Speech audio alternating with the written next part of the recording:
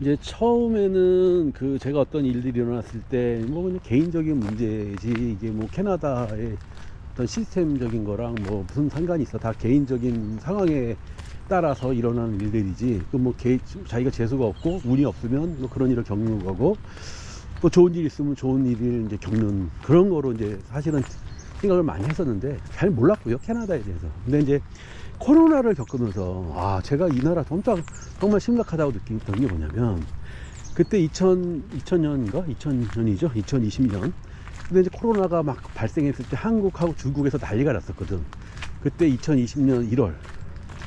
그럼 여기에 북미까지 오지는 않았는데, 그때 막 중국에서 뭐 사람 죽어나간다 뭐 어쩐다 이러면서 계속 미디어에서 떠들고 있을 때, 제가 그때 3월이죠. 3월 달에 이제 그때 슬슬 이제 이쪽에 뭐 미국, 그 다음에 캐나다, 그 다음에 이제 유럽 이런 쪽에 상당히 많이 그런 이제 증상들이 나타나고 그런 것들이 이제 전염병들이 돌기 시작했는데, 그때 저희 아들이 아까 전에 굉장히 좀 열이 많이 나서 제가 이제 응급실을 갔는데, 아니 정말 황당한 게, 그때가 이제 4월인가 굉장히 이제 막 이렇게 막 이제 사람들이 있을 텐데, 일단은 마스크 한 장을 제가 받지 못했고요. 병원에서 우리가 갔을 때 이 안에 들어가지도 못했고, 그냥 종이 한 장을 데스크에서 나눠주면서 집에 가라. 그러니까 종이에는 뭐가 써 있냐면 전화번호가 써 있어요. 그리고 전화하라고, 열이 있으면. 그래서 이제 우리가 집에 가서 전화했지, 그 전화번호로. 전화에는 뭐 어떻게 음성 메시지 안 와요. 지금 이제 레코딩이 풀 됐기 때문에 좀 더 이상 레코딩을 받을 수 없다. 끝. 뭐 연락할 수 있는 방법도 뭐 응급실에서 받아주지도 않고, 뭐 자기들도 하는 말이 방법이 없다는 거예요. No way. 그냥 집에서 쉬라는 거야. 아프면 타이레놀 먹고. 야, 그때 제가 느꼈던 캐나다가 정말 선진국 맞나. 야, 이거 진짜 의사 한번 못 만나고, 이거 그때 이제 우리도 사실은 잘 몰랐죠. 이제 이렇게 심할 줄은. 코로나가 뭔지도 몰랐고, 굉장히 그때 생각하면 이제 아주 아찔한데, 이미 아시아 쪽에서는 난리가 났으니 여기서 준비를 했어야 되지 않나. 일단 마스크 한 장이 없었어요. 그래서 그리고 나서 시간이 지나서 어떤 일들이 일어났냐면, 사람들이 이제 한국에서는 뭐 KF94 막 이럴 때, 여기서는 일반 병원에서 쓰는 마스크, 그것들을 좀 이렇게 이제 받을 수 있었고 살 수 있었고, 그것도 우리가 다 아마존에서 샀다. 여기 뭐 나라에서 받은 건 하나도 없어요. 그러면서 그때 이제 이제 시니어 홈에서 사람들이 죽어나가기 시작했습니다. 바이러스 때문에, 코로나 때문에. 근데 그때 어떤 일들이 있었냐면, 이런 길에 사람이 우두커니 서 있으면서, 이렇게 사람이 지나가면 너 이쪽으로 가 저쪽으로 가, 이렇게 이제 약간 디스턴스 유지하라고, 좀 이렇게 저기 좀 서로 그런 이제 사람들이 몇 명씩 나타나기 시작한 거예요. 이런 공원이나 이런 데서. 근데 제가 이제 이해를 좀 못했던 게 뭐였냐면, 그때 좀 저는 화가 좀 많이 나 있는 상황이었고, 왜냐면 이게 그때는 모든 게 다 이제 한국도 그렇고 뭐 코로나 때문에 난리가 났었잖아요. 그런 와중에 그러면 사람을 이렇게 보내서 이런 걸 하려면 컨제션이 많은데, 그러니까 혼잡한 데가 사람들 이렇게 정리를 하게 해야지. 사람이 거의 없었거든, 이런데. 근데 여기서 한 명, 두 명이 옷 입고 선에 그렇게 킵 디스턴스 하라고 하니, 도대체 이게 누구의 아이디어인지 정말 저는 그때 정말 그래서 내가 그때 막 이메일도 보내고 막 그랬거든요. 나름 또 이제 한성질 한다고, 지금 너희들이 할 거는 빨리 마스크 써서 시니어 홈에 양로원 이런 데다가 빨리 보내라. 지금 중요한 거는 노인네들은 약하니까 그 사람들을 빨리 그걸 위생 같은 거를 해줘야 된다. 시리어스하게 해야 된다. 라고 막 써서 보냈어요. 왜냐하면 너희들 길거리에다 이렇게 돈 뿌리지 말고 그렇게 해라. 하여튼 그때 제가 좀 난리를 쳤는데, 뭐 먹혀들여 하겠습니까? 얘네들이 일하는 게. 그다음에 이제 결정적으로 돈을 풀기 시작했죠. 캐나다가 잘했다고 칭찬받는 것 중에 하나가 돈을 많이 풀었어요.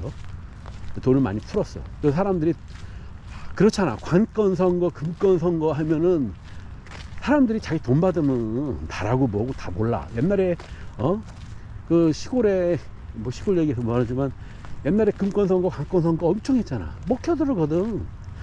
돈을 뿌렸는데 이 트리도 정부에서 돈을 뿌렸는데 코로나라고 해서 저는 제가 그때 정말 황당했던 게 뭐였냐면 일반 개인들한테는 돈을 제가 알기로는 10원도 안 줬어요. 일반인들한테는. 물론 이제 연방정부에서 10원도 안 줬고 어디서 줬냐면 주정부에서 1인당 50만 원인가 줬어요. 한 번 딱. 그리고 이제 어떤 서포트를 주로 했냐면 자영업자들 서포트를 했고 기업들 서포트를 많이 했어요. 자영업을 서포트 할 때 조건이 뭐였냐면 5,000불 이하로, 그러니까 500만 원 이하로 세금 보고한 사람들은 해당이 안 됐고 5,000불 이상으로 세금 보고한 사람들만 지원해 줬어요. 어우, 나는 그때 내가 너무 화가 나갖고, 물론 저는 다 받았습니다. 저는 뭐 이제 그때 자영업 뭐 이제 그런 거로 소래도 좀 있고 그래서. 근데 이게 왜 문제가 되냐면 이 나라가 바라보는 시각이 그런 거예요. 있는 사람들, 그러니까 예를 들어서 5,000불도 못 버는 사람들은 사람으로 안 취급 안 하는 거지. 자기들이 도와줘봐야 투표에 도움도 안 되는 사람들이라고 보는 거지. 경제에 뭐 보탬도 안 되고. 그러니까 나는 이 트루도라는 사람이, 이 총리라는 사람을 정말 이해를 못하는 게 그게 말이 됩니까? 제일 힘들고 제일 어려운 사람들부터 도와줘야 되는 거 아니야? 근데 제일 밑바닥에 있는 사람부터는 절대 안 도와주고 있는 사람들 위주로 막 3만 불 주고 뭐 10,000불은 공짜로 주고 2만 불인가 3만 불은 5년 교치로 뭐 무이자로 주고. 진짜. 그러고 나서 트리도 정부에서 한 게 뭐였냐면 그거였어요. 그냥 바로 우회 해산하고 재투표한 거야. 재선거. 근데 그러니 그 관권 선거를 하고 금권 선거를 하니 돈을 각각 뿌려놨으니 자기가 유리하다고 생각한 거지. 아니 코로나 때 다시 선거를 한 거예요. 지금 자기가 연장하려고 자기를. 근데 이 캐나다 국민들도 대단한 게 지혜롭지가 않아. 그때 어떤 일이 있었냐면 트리도가 어떤 법무부 장관을 통해서 어떤 A라는 그 건설회사인가 어떤 회사인가에 대해서 이 부정적인 어떤 거 세금인지 뭔지 어떤 부정적인 문제를 그 조사하려는 거를 법무부를 통해서 하지 말라고 입김을 넣었어요. 트리도가. 근데 그 우리나라 같으면은 그거는 이제 쫓겨 나와야 되거든.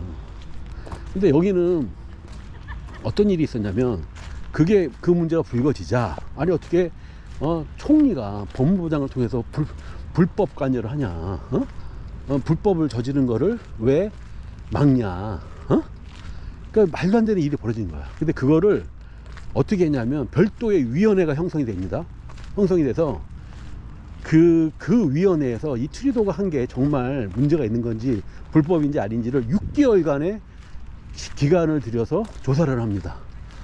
조사를 했는데 그래서 결과가 뭐로 발표됐냐면 트리도가 불법했네, 잘못했어 라고 발표를 해요. 그리고 나서 우리나라 같으면 어떻게 돼요? 우리나라 같으면 탄핵감아니에요. 100% 탄핵감이지. 근데 그리고 나서 아무 일도 없습니다. 끝. 그거 보고 와서 야 트리도 너 잘못했어, 불법했어 발표하고 끝. 그냥 아무 일도 없었던 거야. 난 그걸 왜 했는지 모르겠어. 그 어느 미디어에서도 그 얘기를 하질 않았어. 그리고 나서 좀 있다가 다시 투표를 했는데 트리도가 됐네. 다시. 물론 이제 근소한 차로 됐지만 상대 당수, 그 당시 이제 보수당의 당수는 뭐 어떤 여직원인지 뭐 인턴인지 또 뭐 성 스캔들이 있어져서 그러니까 진짜 멋있지 않아요? 정말 아름다운 자연이잖아요. 자연만 아름다워. 자연만 진짜. 이 나라는 그래서 그냥 여러분이 돈이 많고 이 돈 굴리는 거에 능숙하면 캐나다 오세요. 성공합니다. 여러분을 지원해주는 막강한 시스템이 이 나라에는 있어요. 제가 하는 말 거짓말 아니고, 이거 제가 하는 말 그냥 하는 말 아니고, 여기 와서 한국에서 한국 사람들 중에 여기 와서 성공한 사람들은 다 부동산과 관련돼서 해안을 갖고 있고 투자하고 적극적으로 매수하고 이런 사람들이 거의 2배, 3배, 뭐 심지어는 10배 이상의 다 부를 축적한 사람들이 다 대부분 그쪽에 있는 사람들이죠. 그런 쪽에 젬병인 사람들은 거의 뭐 돈을 못 벌었습니다. 그러니까 이 나라는 돈 있는 사람이 여기 와서 뭔가를 하려고 할 때, 특히 부동산과 관련해서, 왜냐하면 상속세, 증여세 없자라고 그랬죠.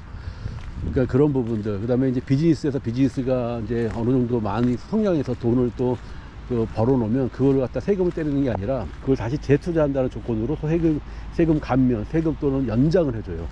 그런 부분들이 있기 때문에 여기에는 돈 있는 사람이 또는 돈을 하는 이런 시스템에는 아주 막강한 정부가 있다. 그들을 도와주는, 그렇게 이해를 해주시면 됩니다. 그런 면이, 내가 뭐 나는 돈도 개뿔 없는데 뭐 그런 걸 내가 신경을 써. 근데 그게 그렇게 생각하는 순간 이제 잘못된 거죠. 왜냐면 이 나라의 시스템을 정확하게 이해 못하는 거예요. 이 나라가 어떻게 어떤 방향으로 가는 나라인지, 어떤 식으로 이 나라가 움직이는지를 알아야 된다. 그래야 돼. 거기에 맞게 살지. 이 나라는 한국보다 부동산 투기 더 심하고요. 부동산에 대한 애착 더 심하고요. 부동산에 대한 가치가 더 심합니다. 예를 들어서 한국에서 만약에 예를 들어서 아파트가 같은 층에 같은 게 있는데 한쪽은 한강이 보이고 한쪽은 한강이 안 보인다고 치면 그 가격 차이가 예를 들어서 뭐 한 2, 3억 난다고 치면 여기는 그 가격 차이가 10억, 20억씩 날 수도 있어요. 그만큼 여기는 대단한 부동산의 전 세계에서 부동산 하는 애들이 다 와 있거든. 그리고 이제 뭐 아시겠지만 여기는 이제 전 세계에서 불법 자금이 가장 많이 들어와 있는 데가 캐나다입니다. 그거 불법 자금을 나는 왜 얘네들이 차단을 못 하는지는 모르겠어요. 뭐 이상한 루머들은 많은데 그 루머니까. 어쨌든 이렇게 아름다운 나라인데 그런 부분들이 좀 부족하다, 그런 생각을 듭니다. 안타깝죠. 잘하면 정말 좋은 나라인데.